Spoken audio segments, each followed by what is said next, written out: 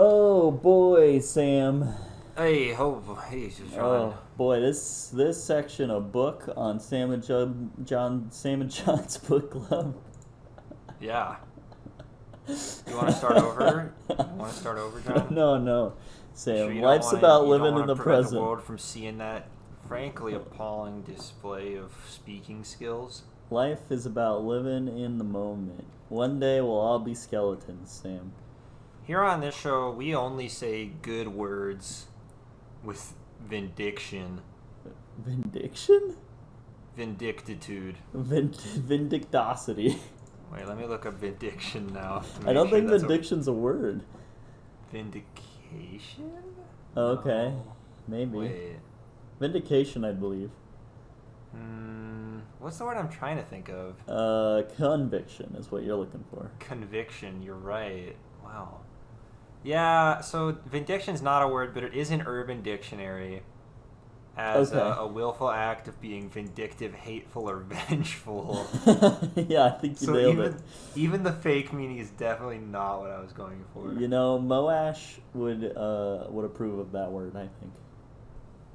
He does a lot of vindiction. But he's not in this section. But you know what is in this section in Sam and John's book club of Oathbringer, Book 3 of the Stormlight Archive by Brandon Sanderson, a podcast that we're doing right now. In this section of the book, there are characters and things are going weird for them. Yes. The sentence started out good, and I was like, okay, I won't mess up any words, so I'm just going to make the sentence just really meander like a nice river. Like the Nile. Like the Nile, yeah. Like the Nile. Does the Nile meander? I doubt it does. Probably a little. I mean, So, John, guess what? Saunters. Do you remember end of book 2? Yeah. We were talking about the fight between Kaladin and Zeth way up in the sky. Yep. And I was just matter-of-factly saying that Kaladin just kills Zeth. Just, like, severs his spine with a shard blade.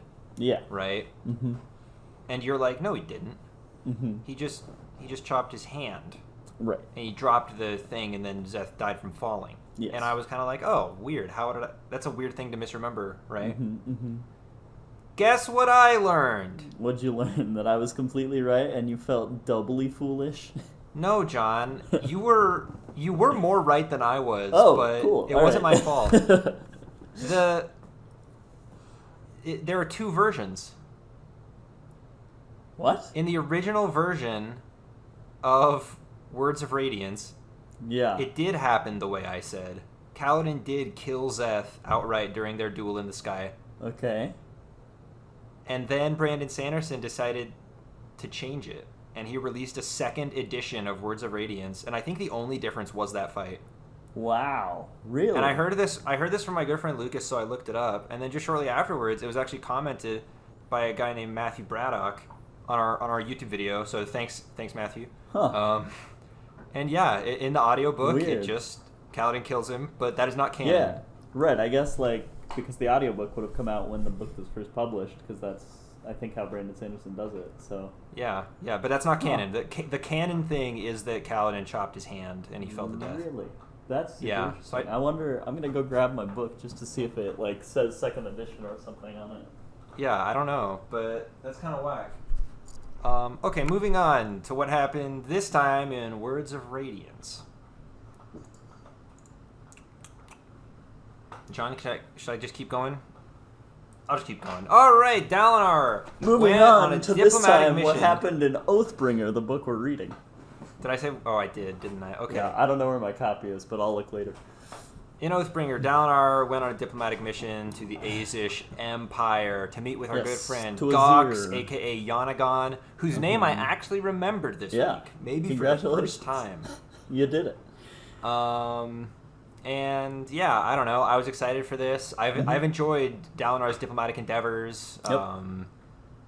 And I enjoyed this one a lot also. It turns out Dalinar can learn somebody's language just by touching them. Yeah, which is pretty dope. I mean, we talked about this back when he did the magical reassembling of the stone wall thingy, you know? Yeah, and he had a comment about how he felt like he could almost understand these people speaking a different language, right? Right. And the Stormfather straight up says, you know, like soul adhesion or something, and it kind of goes along with the whole putting the wall back together was a parlor trick, but the powers of bonding is more of like maybe an emotional soul thingy, and so unite them. That all has more meaning to me now. Yeah. So Kaladin's orders the Stormrunners, right? The Windrunners. Windrunners. The Windrunners and the Bondsmiths, which is Dalinar's thing. Yep. The power they share is adhesion, right? Mm-hmm. But it manifests in crazy different ways between them. Yeah. Right. Like Kaladin can stick stuff to walls, but I don't think Kaladin could ever reassemble a broken monastery or learn someone's language. So that's interesting that like just because two orders have the same, just because they share an edge or whatever, they have the same ability doesn't mean that they in fact have the same ability. Right. Yeah, they share a surge, but yeah, it manifests in different ways, like you said. Yeah. Yeah, I don't know. That's kind of interesting. Yeah.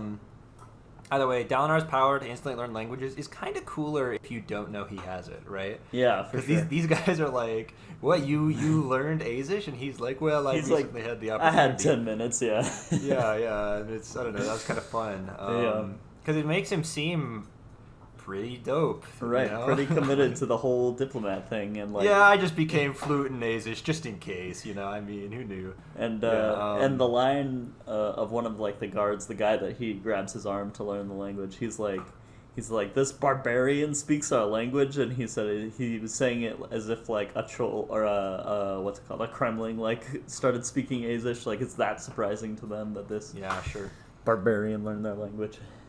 The Azish people are a bunch of bureaucrats, so Dalinar convinces them with essays, don't he? Yep. It's like a common saying, the essay is mightier than the sword. Yep, I've heard that one. Yeah. So he brings three essays. What's the first one? I don't remember. Was it Taravangian? Yeah, or somebody with Taravangian, I feel like. Or, wait, it was definitely... Here, wait. What is his wife's name, dude? All I can think of is Nynaeve right now, which is the character from Wheel of Time. Wheel of Time, yeah. It's Navani. Navani. Oh my god. As soon as I thought of Nynaeve, I couldn't think of any other name. Yeah. All right. Let's see. So, who was the first essay? I don't think it was Taravangian. Yeah. Here. I'll try to find it, but you keep saying the thing. Okay. Yeah. So he just starts handing him essays, and they are Queen like. Fen. Who? Queen Fen is the first one. Oh, that's right. It was Queen Fen. Yeah. They are so impressed by these essays. It obviously caught them totally off guard because they expected some show of force from, the Blackthorn. Yeah. But nah, he just has some good writing from some smart folks. All right. And it's fun because he gives the Queen Fen one, and then he gives them the one from Navani, and he's like, he uses like a war analogy. He's like, and right when you're just starting to win, you deal the final blow, and he like flourishes the essay from Yesna, and they're like, oh, it's in meter, and she uses all these logical like, I cannot think of what the opposite of a logical fallacy is. Yeah, I know what you're talking about. Yeah, either way, it was a great bit, right? When they were just praising Yasna's essay, like it was some work of art. That was really fun. Yeah, that was great. Yeah, so I don't know, loved that, loved every bit of that. That was a really, really fun little thing. Yeah. Dalinar was saying that the Azish Voidbringers submitted a formal complaint to the government instead of, like fighting. Right. Yeah, all of the Voidbringers are doing like their, I don't know what you call it, rebellion, or their fight is like flavored to the like empire they're in. Yeah, I mean, they are members of their societies, right? Yeah, exactly. According to Lift, Dalinar smells like the Night Watcher. Yep. And I think I had didn't I mention some theory about maybe Dalinar didn't actually talk to the Night Watcher? Yep. Yeah, this kind of does debunk that a little, doesn't it? A little bit, if yeah. He smells like the Night Watcher, I mean... Right. Because, I mean, he probably talked to the Night Watcher. Because our whole theory was, like, he didn't actually go to the Night Watcher because his, like, curse had been revoked or whatever. And yeah, because he had all these things, total inconsistencies with how the Night Watcher interacts with anybody else. And apparently he doesn't have a boon either, as far as I can tell. You know? Right, yeah. And we're like, he can't remember what happened, but maybe he went somewhere on a boat and something happened. Yeah. And that was our running theory. I don't know. Lift is saying he smells like the Night Watcher, though, and I trust Lift's nose pretty good. And I don't know. The whole diplomatic mission went really, really stellar. He got apparently once he convinced this main Azish country. I don't exactly know how it works. They're an empire, right? The Azish Empire. Yeah, Azir. Yeah. Once he got like Gox, he got like the entire Azish Empire, like all of these other, kind of independent city states. I don't know what they are. Yeah. We're all like, well, yeah, we're on board too. So they're, when they come to visit Urithiru, they're bringing like a ton of people, like just a bunch of the most powerful people in the Azish Empire, and it's going great, like really stellar stuff. Yeah. Yeah. Now, I had been under the impression that Dalinar was kind of like gradually gaining his memories back over the course of the book. Yep. But then at the end of this chapter, we get a spicy something. Yeah, it's like he got flooded by all of his memories all at once, is what it sounded like. Right. Well, and I think the memories that he's had up to this point have all been like slowly trickling in because he talks to Navani about it. But yeah, then I think this last bit just all hits him in a rush. He's been drinking water from his memory glass. Yeah. And then at the end, all of the ice is dislodged and hit and hit him in the face, exactly. Yeah, okay. So that happened, but we don't get to see the, I guess, climax of Dalinar's memories quite yet. But I think at this point, Dalinar has remembered everything, right? Isn't that the idea? Like, at that moment. Yep. And it's like, it's weird the trigger is, he's talking to Nora, the vizier of Azir. And she was like, yeah, I didn't really expect this. And he was like, what did you expect? She was like, a straight up animal bent on bloodshed. And he was like, well, I used to be that. And then he has some weird, like, the word animal triggers his memory for some reason, and we don't know why. Yeah, I'm sure we'll find out soon enough. Yeah, but this part I was like, ooh, this is when we're getting into the Night Watcher business, so I'm excited. Yeah, we have a flashback. I actually only have one note from this, which is that Adolin spends or Dalinar spends most of each year with Adolin and away from Renarin. Yeah. Like, the way Dalinar acts in the modern day, and even the way Renarin acts, like, it's not alluded to very often that Adolin was, like, so clearly the favorite son. Yeah, but this chapter lays it pretty bare. Yeah, the flashbacks make it very obvious. Also, John, this one right here was only 11 years ago. Yeah. That is not that long. Yeah, in the grand scheme of things, because the first was what, like 30-something?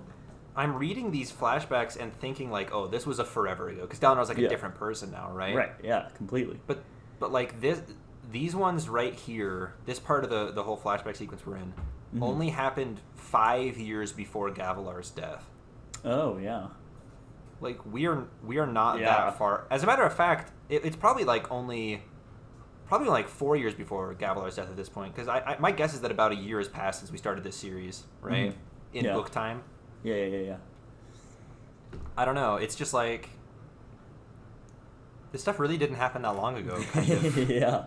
Well, and it's like, what development have we seen from 33 years ago, absolute warmonger Dalinar, to connect us to modern day diplomat Dalinar?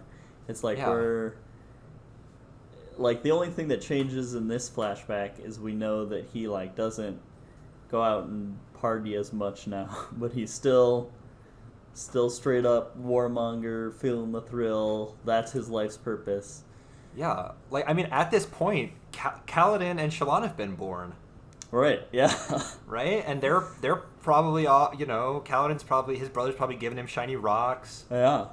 And he's having a terrible being attracted childhood. to that one Laurel girl. Yep. And Shallan is probably having horrible familial issues. Maybe she's killed her mother by now. I don't know. Yeah.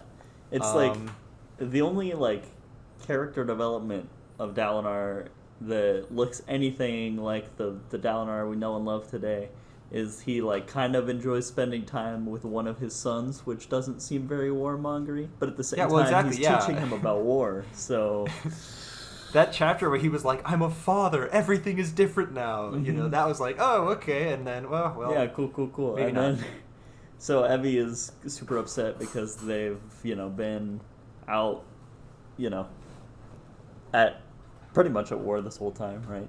Yeah. Just going and conquering places, and that obviously disturbs her a bunch. And he promises to stay in Kolinar for a year eventually once, this whole business with the rift is finished. And he's like, yeah, you, me, and Adolin, we can all just settle down for a bit. And she's like, and Renarin, oh my goodness. Yeah. You see how bad it really is. He just continues to be kind of not so good. Yep. And then this, I don't know, this wasn't that big of a deal to me, but like, he leaves the room afterwards and he's like, yeah, I fixed this, whatever. And like, Evie is sobbing behind him and he's like, man, I really don't deserve it, but she started the argument. It's kind of her fault. And I'm like, oh my gosh, this Dalinar sucks so bad. Yeah. But anyway. Okay. Hey, it's Wit. Hey, Wit, how you doing? Where you been, buddy? Wit, what's good? He is telling a story about moons and stuff, and it's fun. It's a good story. I enjoy it. Yeah. It's and all the people they're watching, they're like, "Ooh, tell us more." And he's like, "I can't. I'm a bard. I'm very charismatic." He says, "Guys, you don't understand. Being mysterious is like my whole character." yeah. If I finish this story, it would be super lame. Yeah.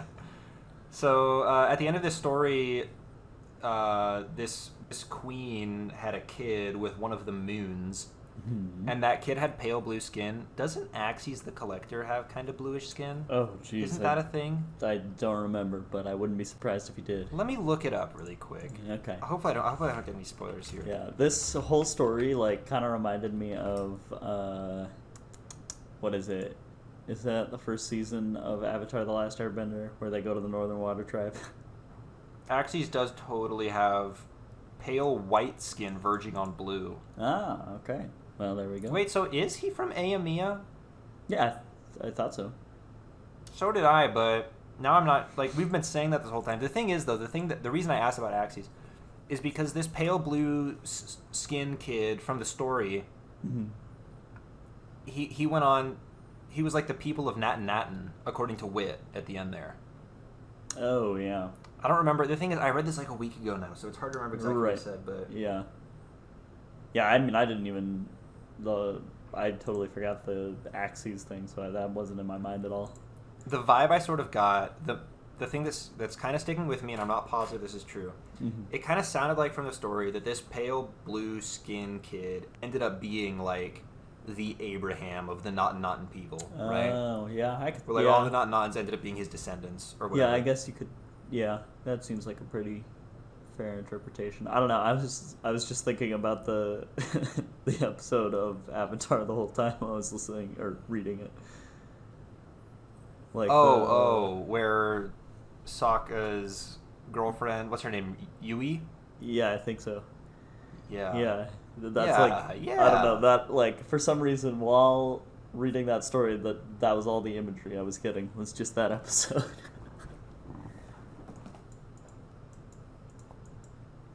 Wait a minute. Huh. Wow, I'm looking at Axie's wiki page right now. Mm-hmm. And do you remember when Risen went to that island, there was a giant turtle and she fell off and broke her legs and stuff? Yeah. And there was a guy who was tied up, hanging upside down before she met the queen? Yep. That was Axes. Oh. The guy hanging upside down. Sure, why not? Okay. Axes is the weirdest. Just the fact that he had one random interlude in the first book and has never been, he's been mentioned twice since, just makes me so curious, because I love that he's trying to learn about every spren that exists or whatever. Okay, the wiki also says that he's Aemean, so we were actually right about that. Either way, I was so sure, yeah. What's up with the Natin people then? Have we met any native Natins, or are they extinct? They're... Because Natin it's like an ancient empire that was where the Shattered Plains are. Yeah, so I assume they're all extinct. I don't know. I don't know the significance of this. It might be actually totally meaningless information that's literally just part of a story. Right. You never know with Wit, honestly. Yeah. Okay. Wit also has a small jar, mostly black, but the side facing Shallan is white. Mm-hmm. That's just a thing Wit is carrying that Shallan comments on. Yeah, and she's wondering, and then he's like, "Oh, don't look at that." Wait, you're kind of blurry, John. By the way, would you? Oh, am I? Okay. Address that. Okay. Sorry, I can't. Let me look. Okay, that's all I have from her talking to Wit. Hey, I love it every time Wit shows up. That's more or less the. Wow. Hey, that's good. Now you're not blurry. I got so distracted by your hand. I stopped thinking. Am I like very washed out right now? I don't know what's happening. I don't know. Whatever. All right. Okay. You have anything else to say about Wit? Nope. Yeah, don't know what that jar is, but curious to find out. Next little chapter, they're still talking. Shallan asks him, "Are you a herald?" And I'm like, "Nice, Shallan. Start a club with Dalinar." Yep. And he's like, "No. I'm way older than the heralds. Don't insult me." Yeah, and here, honestly, we get, I think, some of the best information on Wit that maybe has ever been presented. Yeah, it's in a Cosmere book to date. Right. We're starting to. There's information to compile. Yeah. And this is a nice dollop.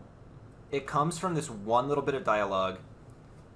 Wit says, "Long ago, I said I'd always be where I was needed." Mm-hmm. And Shallan says, "And have you been?" And Wit says, "Yes."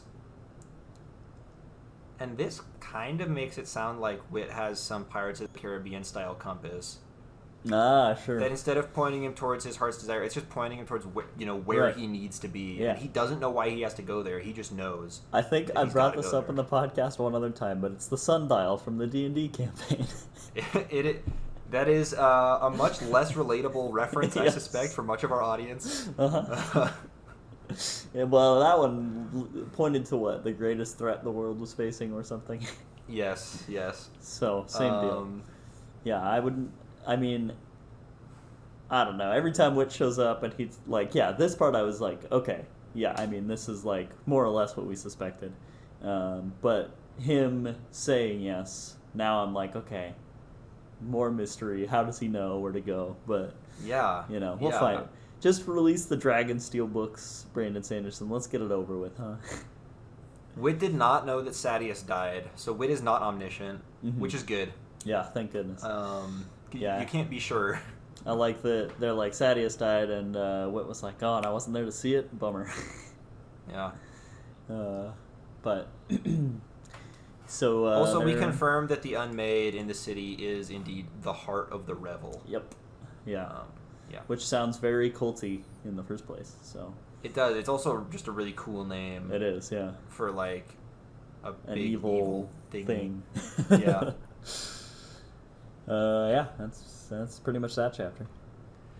Kaladin! He goes off to join a squad. Yeah. He hasn't been in a squad in a hot minute now. I know. He's gone off to join Wall 4, Bridge Wall, whatever you want to call it. Yeah. Kaladin has a sentence where he says that he feels good lots of days. Mm-hmm. There are lots of days where he doesn't feel depressed. And I'm like, good for you, Cal. Hey, yeah. That's nice. Coming out of it. Because book 2... Oh, Words of Radiance. Holy moly. Kaladin, he dipped below the 5. He was getting into the below average territory for a long time. Kaladin did not feel good lots of days in Words of Radiance. Mm-hmm. So I'm happy for him. He's doing better. Yeah. Not, not perfect, but I think it's just not his nature. All right. Well, no, I'll save this for the next chapter. But yeah, no, he's just kind of investigating this wall. What are they even called? Wall. I can't. Just like the wall guards. I don't know. He wants to look into this Azure person. Azure. Yes. So this is what I was gonna ask. How do you say that word? Well, it's weird because if I'm not thinking about it, I'm just like talking. I say Azure. Right. Yeah. But then if I think about it, I'm like, that can't be right. Right. The way I'm pronouncing it, it's like AJ yeah, EHR or something. It's the same as when you say what's the phrase, like just the uge. It's that same sound that just nobody knows how to Azure how to write with letters. But yeah, because I say Azure, but then when I'm like reading it in my head, and I think how it's actually said is Azure, but I don't know. Azure. Yeah.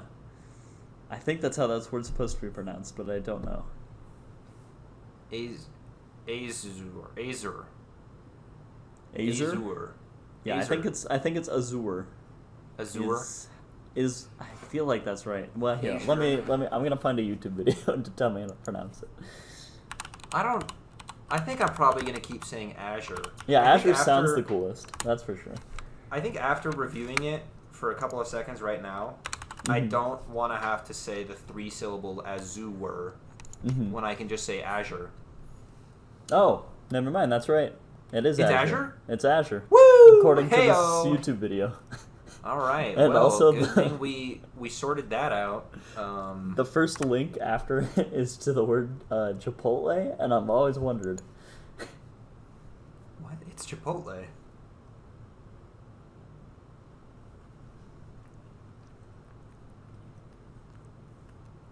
Listening to this video, they say Shanturo, and I feel like I'm being trolled now. Wait. For Chipotle, they pronounce it Shanturo? Shanturo. That's what he's saying. What is happening? That is a troll. Yeah. Is this the same guy who did the Azure one? Because he might just be a troll. I think so, yeah. I gotta find a better one. Okay, hold on. Here, alright. Oh no, this wants me to try to... Oh, okay, no. Alright, Google says it's Azure. We're fine. Alright, okay. Oh, I don't... Honestly, that was not a waste of time. I think that was a good thing we just figured out. Yeah, we just solved a great problem. Yeah, so Kaladin goes to check on these wall guards to figure out who this Azure person is. Yes. It turns out they're giving out free meals to deserters. They think deserters are cool, baller people. Also, Shallan did put an illusion up to cover the scar on Kaladin's head, but it is just mysteriously... It just stopped working. It's just like everyone else's illusions doing great. It's just like the Bridge 4 tattoo, kind of. Yeah, Kaladin's scar simply cannot be covered. Yep. I don't know what... Yeah, I don't really know what the deal with that is, but maybe significant. It's kind of weird. Okay. Yep. Hey, yeah, though, these... All right, next chapter, by the way. I don't have anything else to say about that one. Yeah. Kaladin's still with the wall guards in the next one. And, hey, dude, these wall guards are cool. Yeah. I like these guys. Yeah, they seem great. They're just like a cool, like... Because the city's, like, run by the Cult of Moments or whatever. Well, not run, but like that. They're causing problems, you know. They're overrun by them. Right. Yeah. I think they're still technically run by the Queen and her whole posse. They're just taking kind of a hands-off approach to governing right about now. Right. And Azure and the crew is just like being a bunch of baller, not vigilantes exactly. Like, what do you call a vigilante? Good deed doers. They're just like a good gang. I don't know. They're like picking up the slack. They're just like. Yeah, exactly. They're just good dudes. They're just doing what needs to be done. Yep. LMAO, Azure is in fact a woman, but because of Vorin culture, everyone is like really, really having some cognitive dissonance about that. You know? Yeah, I thought that was funny that like they were just that was so like strange to them, you know. Yeah. Azure is in charge of the guard. All right. Azure is a captain. Captains cannot be women. Therefore, Azure is a man. Yep. That's it. That's simple logic. I'm glad we sussed that one out. Yeah. Yeah, I think that's kind of funny. Yeah.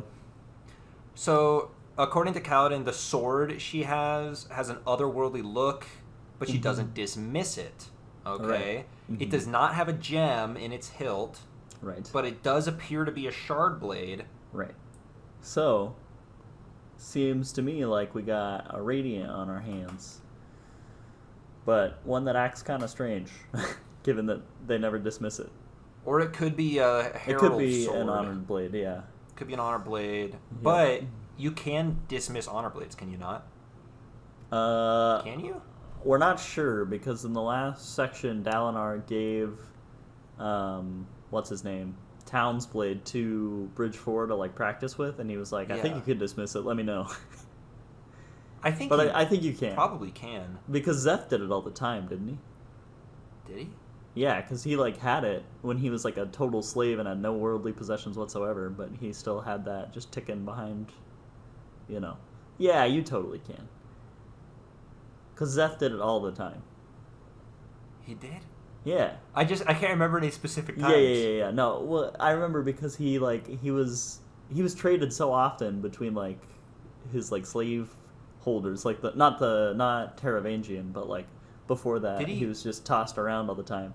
But if he had a giant sword, that was going to be a problem. Did he have the honor blade back then when he was traded around? Oh yeah. Because that's when he had to like he's had it ever since the night of the assassination, right? Because yes, he okay, had no, to you're have right. I forgot that he was traded around after that. Oh, yeah, you're right. You're right. Yeah, you must be able to dismiss it. Okay. Yeah. So why doesn't she dismiss hers? Whatever Azur's doing, she should be able to dismiss it if she's a Radiant or if it's an Honor Blade. So yeah, hard to say.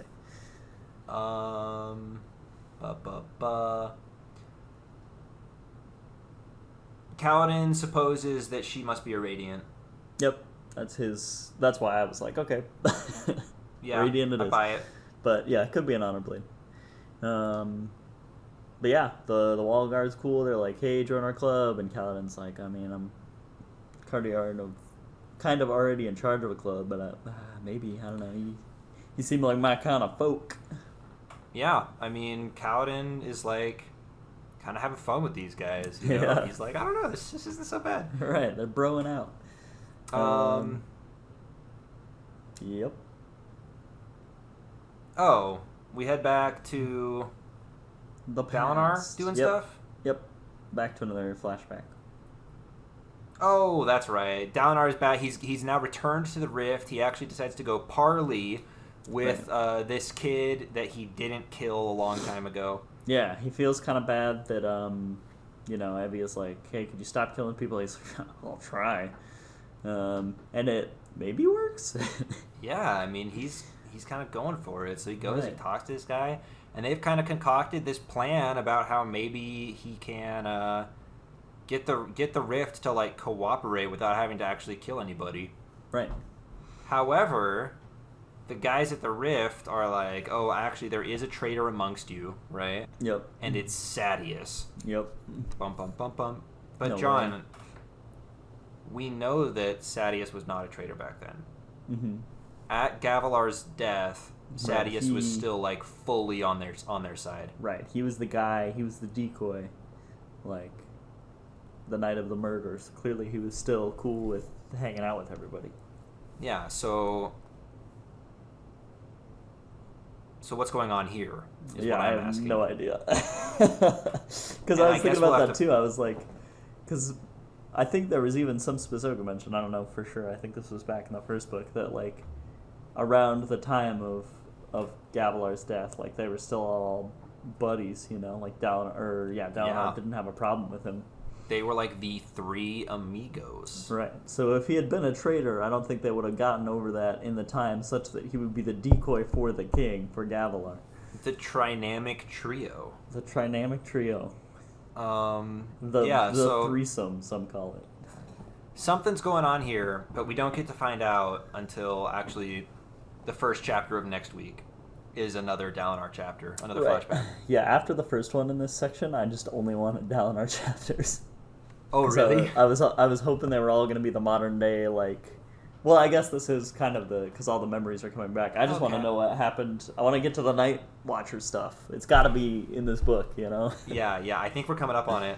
Yeah. Okay. But in the meantime, Shallan. Or is it Shallan? Oh. No, first we have one more Kaladin. Boy, sorry. Do we? Yeah, no, it's fine. This is one where, again, Kaladin, he's just talking to that bridge guy. Well, first they're doing, they're, guarding a shipment of grain or something. Oh, no, this is after chilling. This. What? There's Kaladin's between two Shallan chapters. Oh. In that case, I don't have any notes for the first one. Okay, that's fine. We can just talk about it all at once. It's not... she's just doing the thing where she's, figuring out where to get the... Well, we'll get there. We'll just do the Kaladin one first. Yep, okay.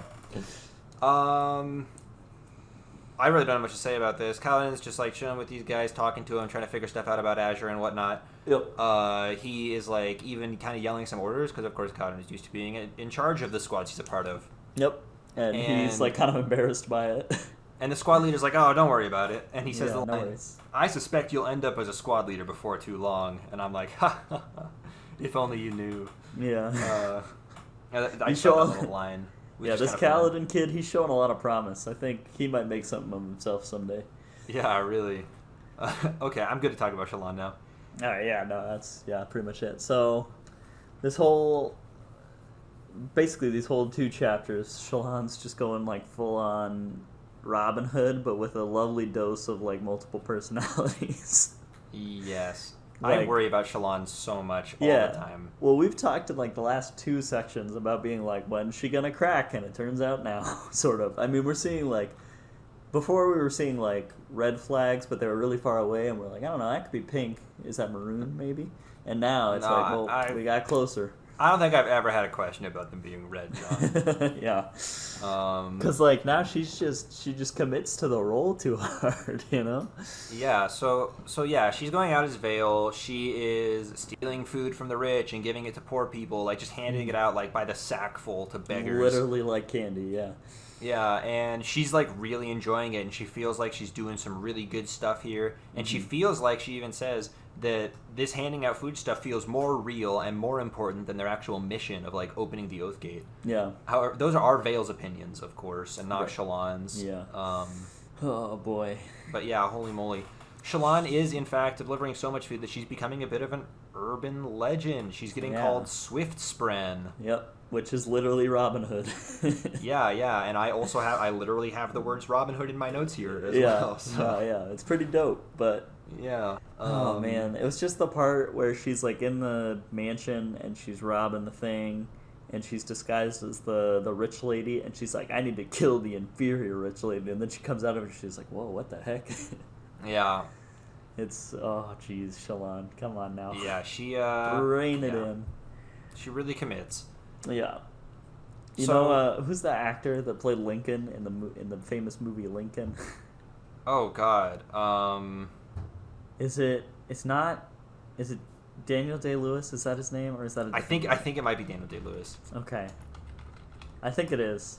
It is. It's Daniel Day-Lewis. Yeah, his whole process is he goes super hard, and I think it's method acting. Where he's like an extreme method actor. You like live as the person, right? Like you are so entrenched in like character, you're doing everything they would do, and he like lived in a cabin like Lincoln did or something. I don't actually know, but and I've always thought, this is a big old tangent, but that's what Shallan's doing, right? Kind of in a way. But I always thought that was like super weird. Like that's not that I've ever been a serious actor. I've just been in like theater shows and stuff. But like every time I'm acting, while the acting is happening, John, am thinking like, this is how this person would act in this scenario. Let's pretend, you know? Yeah. Like, and I don't know. There's a bunch of different schools of thought of acting, but mine has always just been very consciously thinking in the moment as myself how to like portray this character. Yeah, I don't know. Because like, there are some films that are like action, comedy, romance, whatever, and then there are other films that are like straight up character studies. Right. Yeah.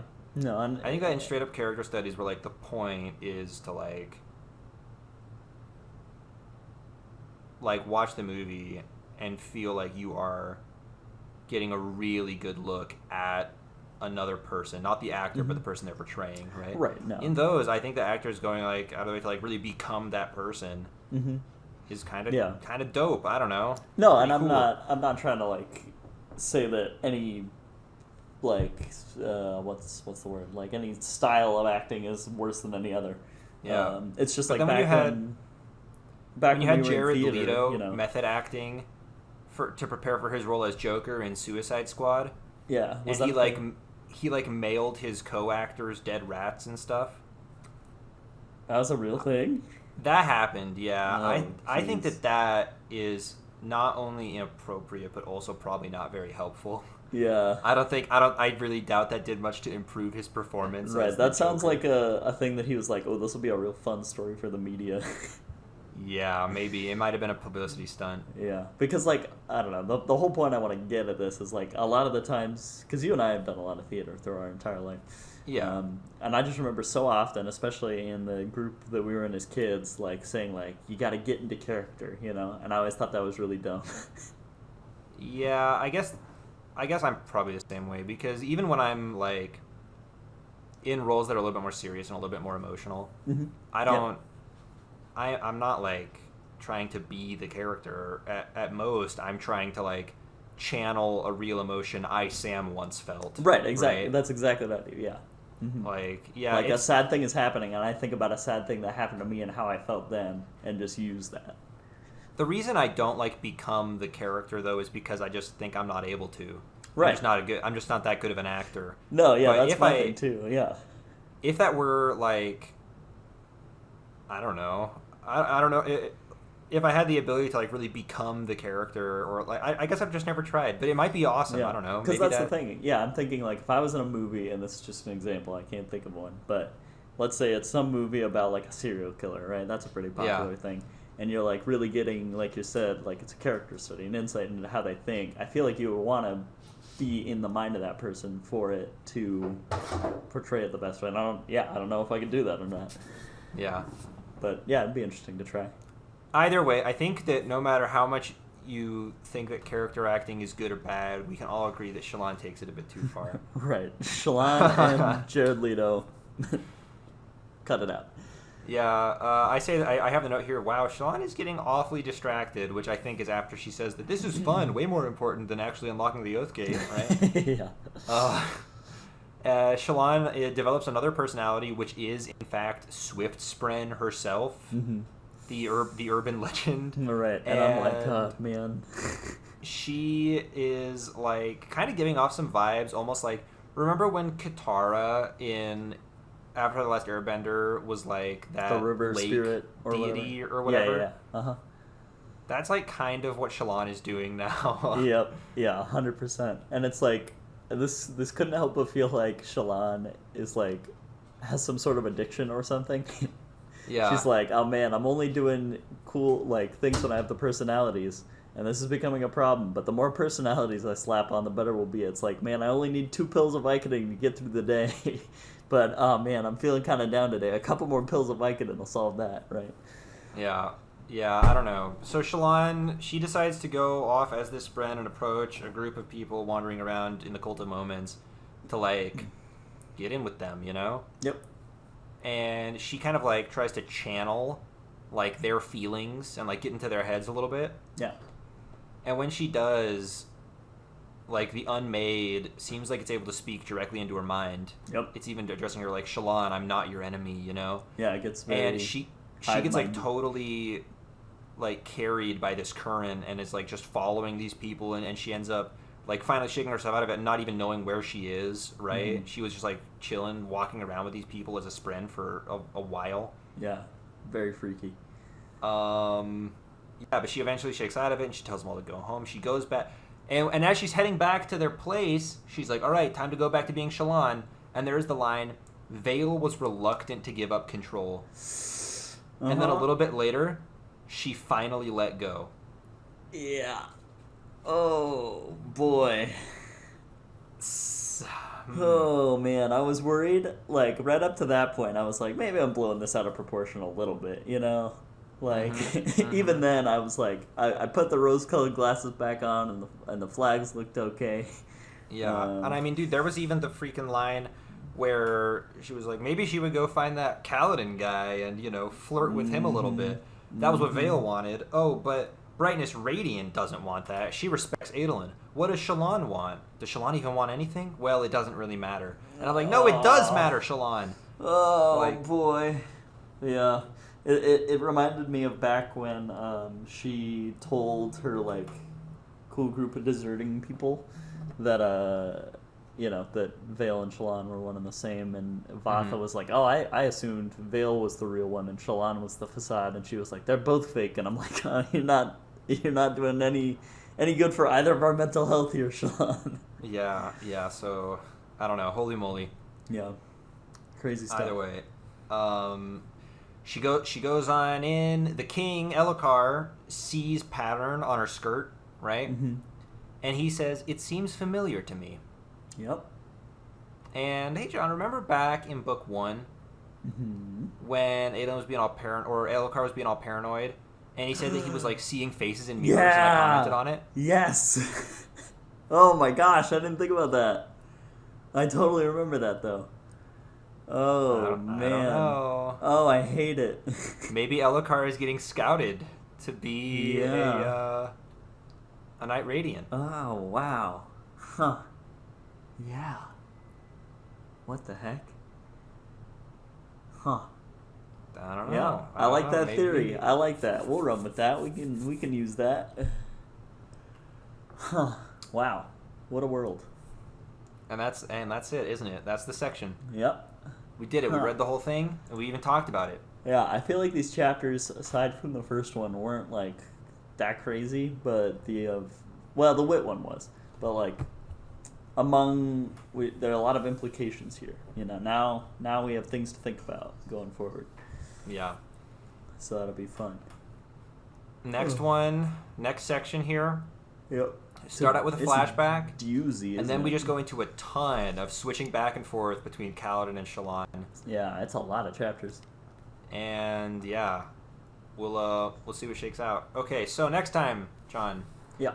We got to read chapters 75 up through 87, the end of part 3. Oh boy. And I am expecting a lot of stuff to happen here. I'm getting kind of worried about our whole squad who has gone to, open this oath gate and whatnot. Right. Because Kaladin is talking about how he's kind of just having fun on the wall. Yeah, they're and dragging Shallan their feet. is talking about how she's kind of just having fun being Robin Hood. Uh-huh. And I'm like, guys, and it makes me wonder, actually, the fact that they are just kind of, giving in to these, frankly, non-priorities. Mm-hmm. Is this the influence of the Heart of the Revel? Could be. To some extent, Yeah, they're just having a good time, Yeah, they're just interested in doing what they want to do instead of what they should do, and that sounds like the Heart of the Revel sort of thing to me. Revel-y to me, yeah. So I'm just a little nervous, I guess, about the next section here. I have some tension.